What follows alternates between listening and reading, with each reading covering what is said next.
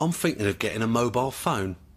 What the fuck for? You never go anywhere. Well, what if I was in the kitchen having a sandwich and you needed to reach me really urgently? Why? I don't know. A meeting? What meeting? I don't know. If I had a mobile phone, you could send me a text message. What for? Well, you might not want to disturb me. I might be tied up. Tied up? Unavailable. And if I had a mobile phone, I could ring you from anywhere. Like where? Well, like, if I was in the downstairs toilet, I thought I'd get one of those phones with a little earpiece so I can talk hands-free. Why would you need to have both your hands free? Well... No, don't tell me. I think I've just worked it out. Lovely. This is my day, this is my day, and nothing's gonna stop me. No one's gonna hurt me, no one's gonna make me beg or make me go away.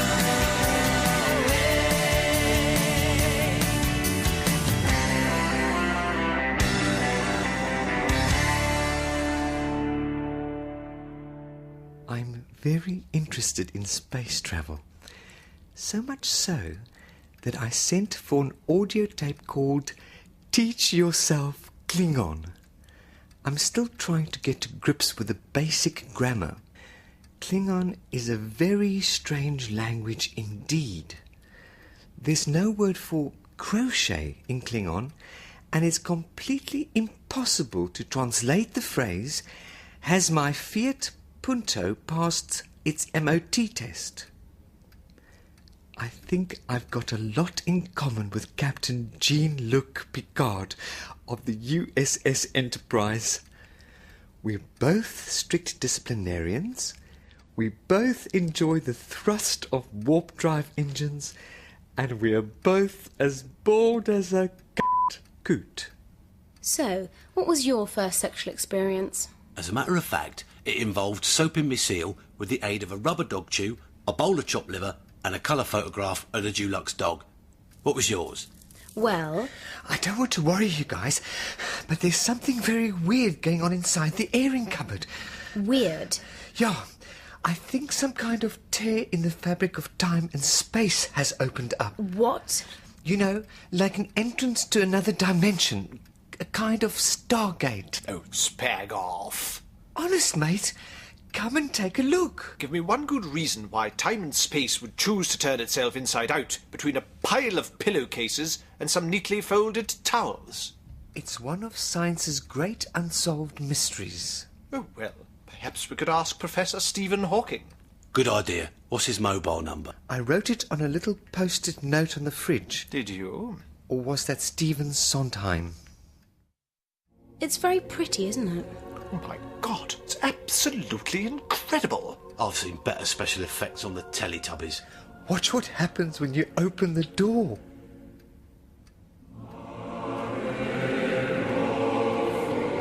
What should we do now? I think I've already done it. Well, I say we just walk straight into this Stargate thing. It's our ticket out of here. But we could end up anywhere in the universe. The Andromeda Galaxy, the planet Jupiter, Chatham. It's got to be worth the risk to get out of this place. And find ourselves floating around in space. Are you mad? We could end up dying a horrible, agonizing death as every last molecule of oxygen is sucked from our hideously inflated bodies. My God! I say we throw something in there first. See if it's safe. Like what?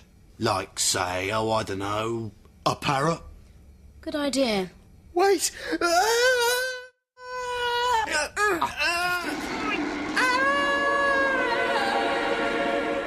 Bon voyage, Featherdick! Now what?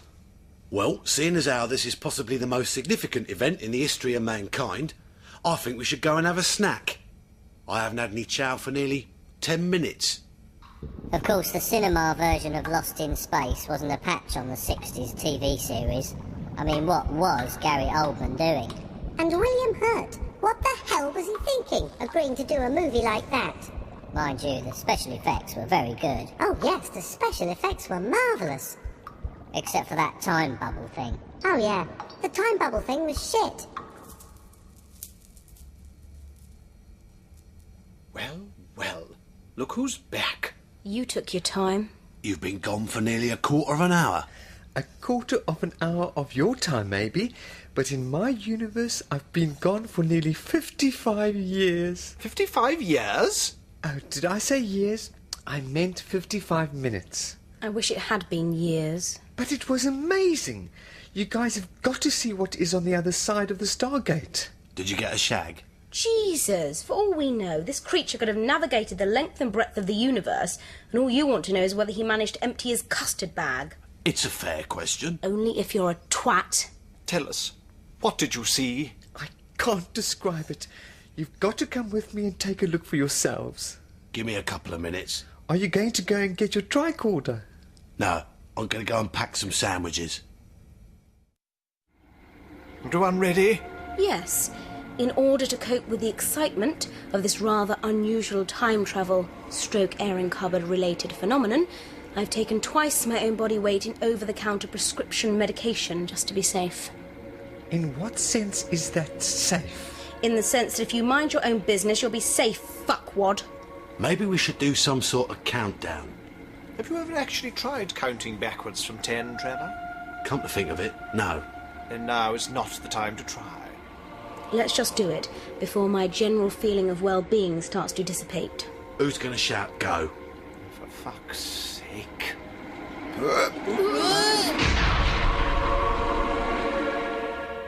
It's amazing, isn't it? We're in a parallel universe, in a parallel version of our own house. Great. Fucking great. It could only happen to us. We fly halfway across the fucking cosmos and end up where we started. What we need now is a well-thought-out plan of action. Something daring, something bold, something really inspired. I think we should go back. Oh, for God's sake. Where's your pioneering spirit? Where's your sense of adventure? What would Luke Skywalker do? Change his name by deed poll to something less fucking stupid. Shut up and follow me. Wow. It's exactly the same as our living room. But without that little pile of cat colopy in the corner. Shut it, bird turd. Cats are the cleanest animals in this or any other universe. There's nothing in the corner because I didn't do anything in the corner. The window is over there instead of over there. The door is over there instead of over there.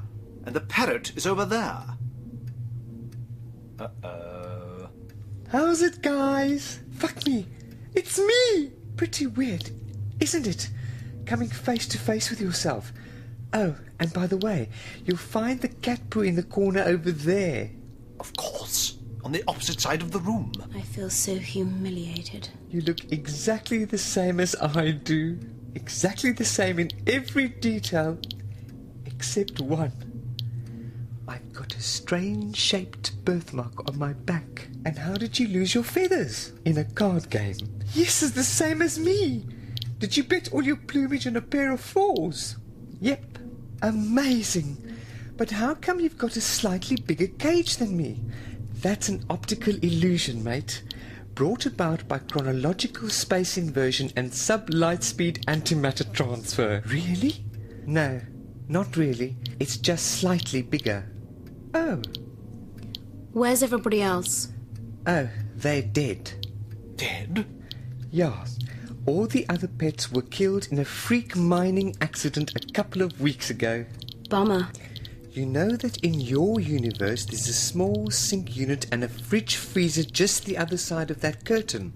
Yes. Well, in this universe there's a uranium mine. What? Quite a rich seam of uranium at that. Through that curtain? Yeah. Let me get this straight. You mine uranium in the kitchen? We have to. Why? The plutonium's run out. Trevor and the others were just hauling out another 1,000 tons of the stuff when there was a radioactive explosion and the mine collapsed. What's that noise? That's the Geiger counter, mate. Meaning? Meaning that the level of radiation in my body is high enough to kill a stampeding elephant in a spacesuit. I'm a walking time bomb. Okay, the way I see it is this. We can stay here and, using household implements, crudely fashion an ingenious anti-radiation device, thus radically reducing the radioactive half-life of the parrot's body. Or we can run like fuck.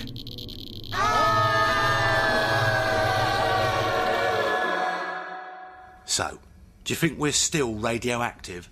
I doubt it. We weren't exposed for very long. How can you tell if you're radioactive anyway? Maybe radiation smells funny. If that's true, you must be radioactive enough to power a city the size of Chicago. Hey, guys, I just went and had a look in the linen cupboard and the Stargate has disappeared. Thank God for that. There's nothing quite as irritating as a multi-dimensional time portal interfering with your linen storage. Ain't that the truth? I've never noticed that strange-shaped birthmark on the parrot's back.